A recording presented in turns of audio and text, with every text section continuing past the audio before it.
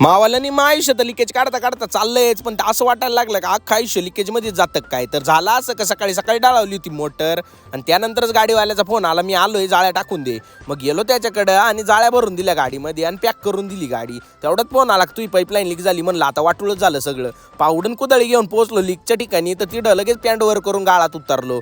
चारी बाजू खांदाय सुरुवात केली. म्हणलं असं लीक गावायचं नाही, चारी बाजूला खांदावा लागल. तरी शेवट मला पाईप सापडलाच नव्हता आणि लय आदाबलोन परत एकदा मोटर चालू केली. तेवढा थोडाफार पाईपाचा सुधावा लागला. मग तिथं जागीच खांदायला सुरुवात केली. मला पाईप सुद्धा सापडला, पण तिथलं पाणी काय आटायचं नाव घेत नव्हतं. म्हणून मी रागवायता घराला निघून गेलो आणि घरी जाऊन येताना एक सॉकेटही घेऊन आलो. म्हणलं लिकेज काढायला आपल्याला सॉकेट लागणारच आहे.